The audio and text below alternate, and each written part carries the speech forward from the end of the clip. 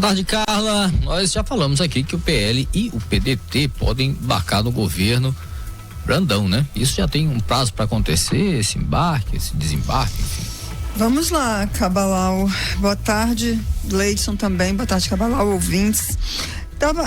Existe a conversa primeiro com o PL. Vamos começar com o PL, porque até espaço no governo já foi oferecido para o PL para que ele passe a compor oficialmente. O PL na Assembleia Legislativa, que é o que diz mais respeito aqui ao governo do Estado, nunca fez, os deputados que fazem parte do partido, eles nunca fizeram uma oposição ao governo Brandão. Sempre votaram a favor do governo, mas nunca se disseram sendo da base do Palácio dos Leões.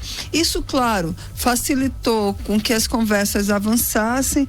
Já tinha tido uma conversa anterior quando para o Josimar tinha sido oferecida a Secretaria da Mulher no fim do ano passado, quando a Abigail deixou o cargo para voltar para a Assembleia Legislativa e fazer suas indicações de emendas. Na hora de retornar, acabou não sendo tão fácil assim, e o Palácio dos Leões buscou o Josimar para tirar a Fabiana Vilar e para poder puxar o Pará Figueiredo, né? Que é o suplente.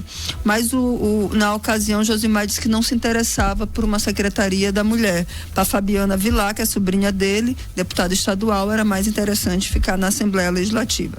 Passado-se aí um tempo depois, para o PL foram oferecidos 3 secretarias, entre elas a Secretaria de Cidades, tá? Que hoje pertence ao Márcio Gerri. Hoje não, até hoje pertence ao Márcio Gerri, já vem desde o governo Dino. A esposa dele deixou a Lene, mas ele colocou o amigo, o radialista Robson Paes, e deve perder a partir de janeiro. Eu digo deve perder porque a mim foi dito domingo que por um palaciano que a reforma administrativa ela está agendada para janeiro, mas somente se consolida se o Flávio Dino não se movimentar. Então, a frase que me foi dita foi o seguinte: tá tudo certo para essa reforma, mas ela pode não acontecer, só depende do Dino.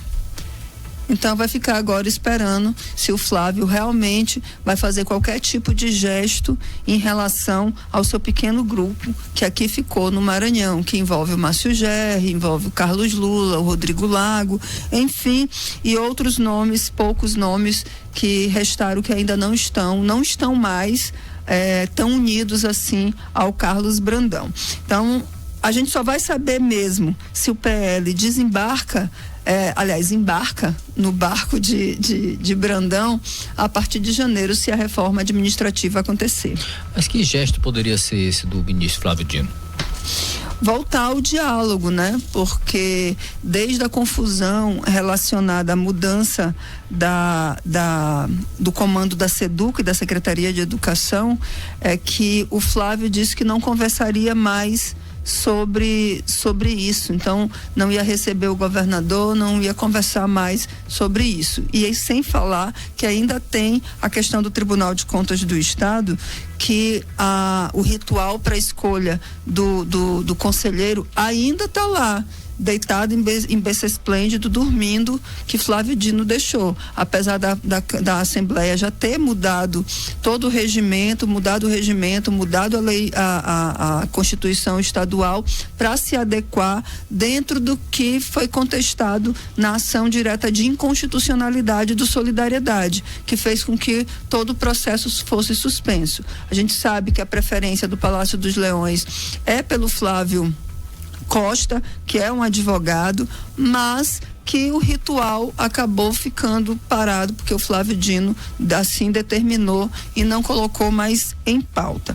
Então, talvez, Cabalau, respondendo tua pergunta, o principal gesto poderia ser esse, que já foi bastante aguardado e muita coisa foi colocada em xeque. Primeiro foi resolve Colinas, que TCE é resolvido. Quando chegou próximo da eleição, essa chave mudou, ficou resolve TCE, que resolve Colinas. Você sabe que Colinas teve aquele problema lá, aquele impasse entre o grupo do Brandão e o Márcio Gerri. Depois, a gente pode reverter SEDUC, desde que se resolva TCE, aí continuou na mesma coisa, e me parece que agora teremos reforma administrativa. Pode não atingir, dependendo se o TCE for resolvido. Mais uma vez, Gleidson, então está nesse impasse. Vamos ver, ainda tem aí novembro, dezembro, para saber se em janeiro essa reforma realmente vai acontecer. Você falou do PL e o PDT. Isso, o PDT. O que a gente tem do PDT?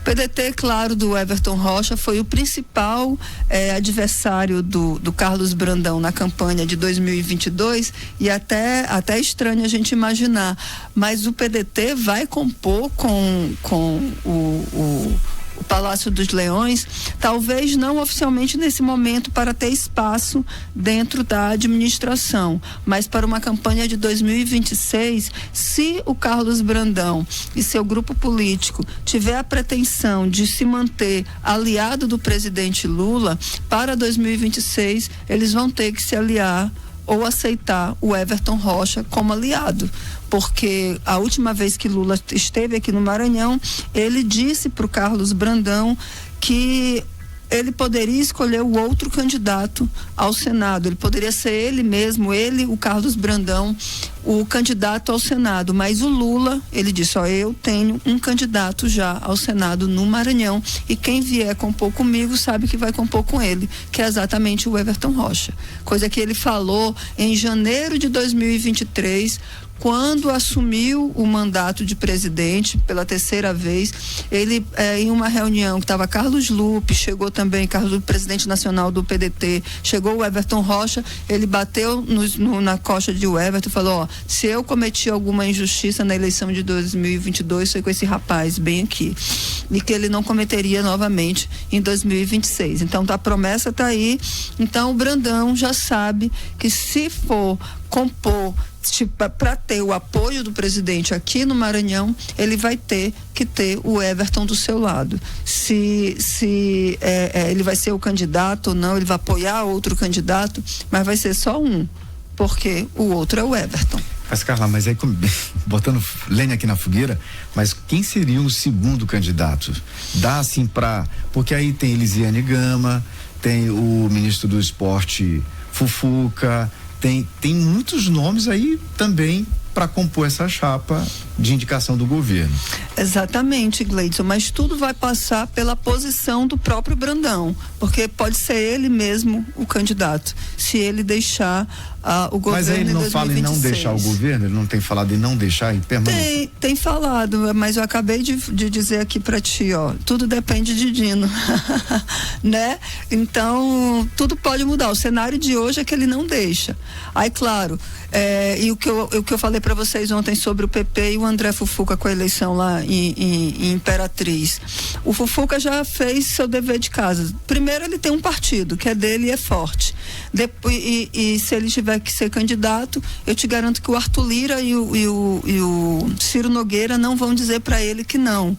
Pelo contrário, vão apoiá-lo. Depois ele fez 30 prefeituras. Então, voto e apoio ele deve ter com 30 prefeituras, sendo entre essas 30 o segundo maior colégio eleitoral, que tem uma influência muito grande na região tocantina. Aí vai depender agora do grupo político. Como é que vai ser costurado isso? Se vai ser interessante para o grupo político ter como candidato o André Fufuca. A Elisiane, eu acho pouco menos provável que seja um nome aí para reeleição vindo do Palácio dos Leões. Acredito que seja menos provável. Talvez ela seja candidata, não exatamente à reeleição, não exatamente com o apoio do Palácio dos Leões. Mas isso aí são costuras que vão depender muito dos próximos capítulos dessa novela, se o racha vai se confirmar mesmo para o público em geral, não só porque nos bastidores já tem um racha, mas saber se vai se configurar para o público em geral, e a partir de janeiro a gente vai saber. tudo isso. Mas eu quero complementar uma informação, não desse assunto, outro assunto, porque na pauta do TRE hoje, nós temos aqui sete ações relacionadas à impugnação de candidaturas no interior do estado. Então a gente tem Urbano Santos, Lago Verde, Santo Inês, Barreirinhas, Bequimão, Paulino Neves, Guimarães. Todos esses aqui, ou é ação, já são recursos, né? Recursos pela impugnação do requerimento de pedido de registro.